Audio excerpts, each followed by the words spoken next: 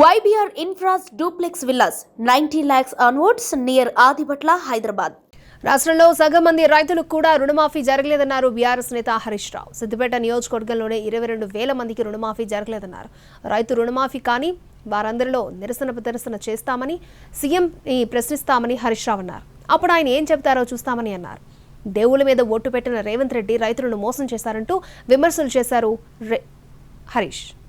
కూడా మోసం చేసిండు, దేవుని మీద ఒట్టు పెట్టి మా మెదక్ ఏడుపాయలు అమ్మవారి మీద ఒట్టు పెట్టిండు, ఇడిపోతే యాదాద్రి లక్ష్మీనరసింహస్వామి మీద ఒట్టు పెట్టిండు, చర్చి మీద మెదక్ చర్చి మీద ఒట్టు పెట్టిండు, భద్రాద్రి రాముల వారి మీద ఒట్టు పెట్టి సగం మంది కూడా రుణమాఫీ చేయలేయాల.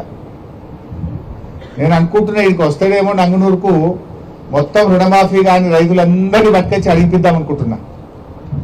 ఒక సిద్దిపేట కాన్స్టిట్యున్సీలో 22,000 మందికి రుణమాఫీ కాలే, 22,000 మందికి రుణమాఫీ కాలే.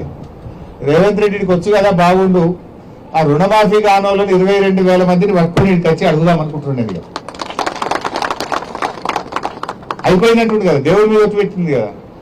మరి యాదాద్రి దేవుడి మీద ఒట్టు పెట్టిన బిడ్డ, మరి ఒక్క నా కాన్స్టిట్యున్సీలనే 22,000 మందికి రుణమాఫీ కాలేదని మొత్తం 22,000 మందిని ఇక్కడికి పట్టుకొని వద్దాం అనుకుంటున్నా. ప్లే కార్డులు పట్టుకొని 22,000 మందిని పట్టుకొస్తే అప్పుడు ఏం చెప్తారో చెప్పాలి కదా. చెప్పినాకనే పొందుతాం, ఇక పొందించేది లేదు. ఇక ఇచ్చినవా ఇయ్యలేదా ఎప్పుడుతో చెప్పాలి. ఇక మరి చేసినా అని చెప్తున్నావు కదా.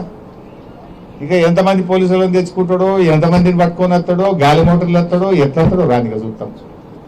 22,000 మంది మా నియోజకవర్గంలో రుణమాఫీ కానీ రైతులందరినీ పట్టుకొస్తాం.